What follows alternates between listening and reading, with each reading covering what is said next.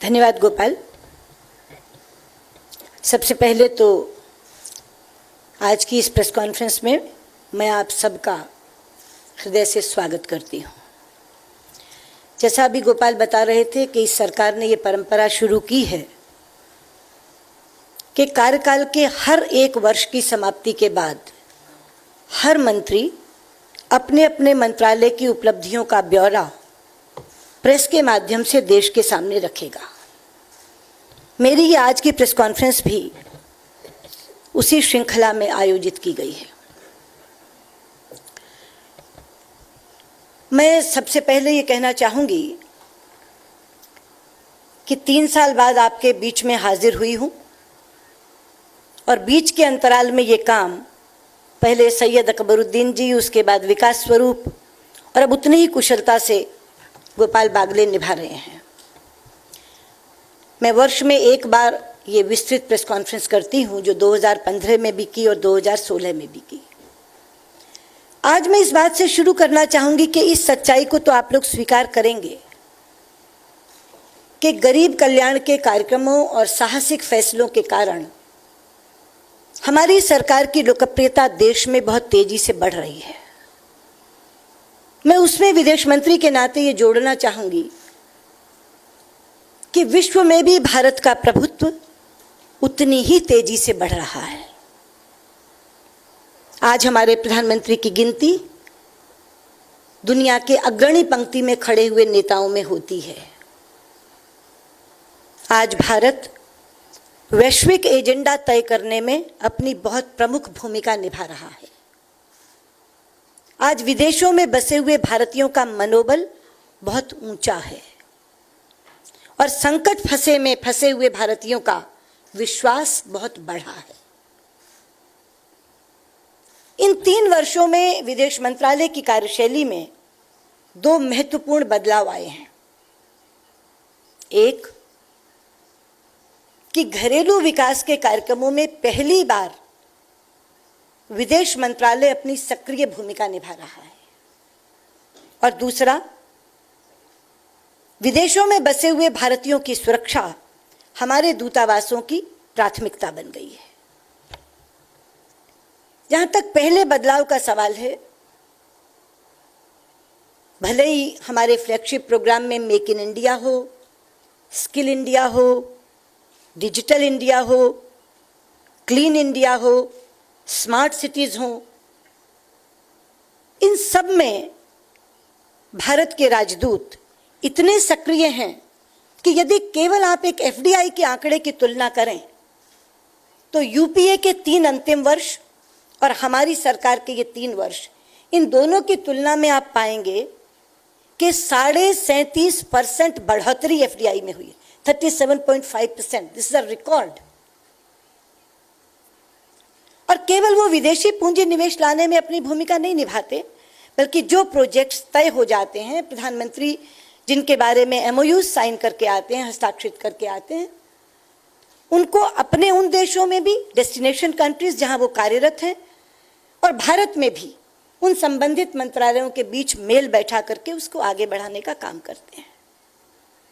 इसी तरह जो दूसरी प्राथमिकता का बदलाव मैंने बोला कि प्रवासी भारतीयों की सुरक्षा उनकी प्राथमिकता बन गई है, उसका केवल एक आंकड़ा आपके सामने रखूंगी कि पिछले 3 वर्षों में लगभग 80,000 लोग जो संकट में फंसे हुए थे, उन्हें भारत सुरक्षित लाया गया है। 80,000 लोग। और इसके लिए मैं 3 लोगों को धन्यवाद देना चाहूंगी। सबसे पहले प्रधानमंत्री जी, जिन्होंने खाड़ी के देशों के साथ हमारे संबंध इतने ज्यादा अच्छे कर दिए कि वो सहायता करने को तत्पर रहते हैं। दूसरा, मेरे ये दोनों सहयोगी, मैंने बहुत सोच विचार कर कार्य विभाजन किया।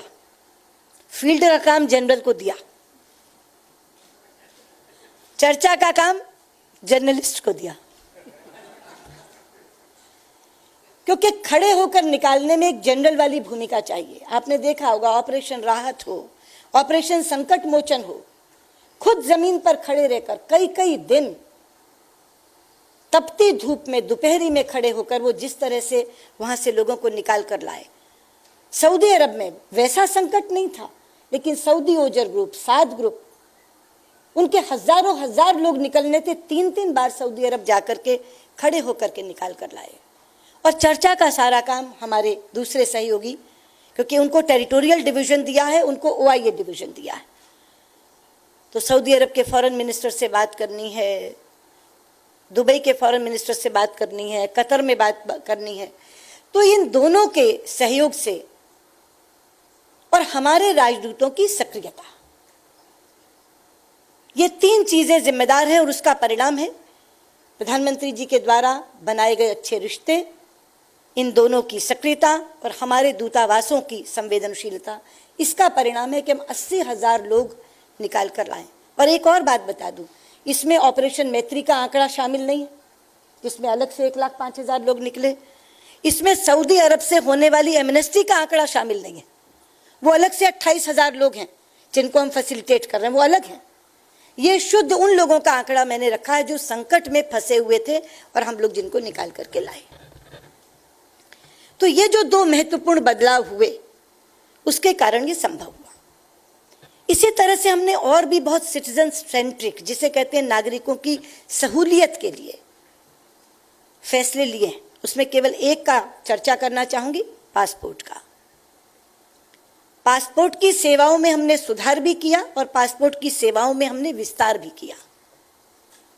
सुधार के नाम पर सबसे बड़ा काम हुआ है पासपोर्ट के नियमों का सरलीकरण, सिंप्लीफिकेशन ऑफ पासपोर्ट रूल्स।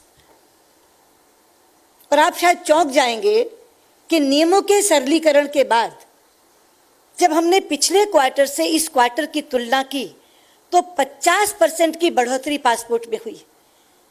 यानी ये नियम इतने जटिल, इतने कठिन थे, इतने अव्यावहारिक थे कि पासपोर्ट मिलने में बाधक थे। एक तिमाही की, एक क्वार्टर की दूसरे क्वार्टर से तुलना करवाई मैंने तो 50% की बढ़ोतरी हुई है।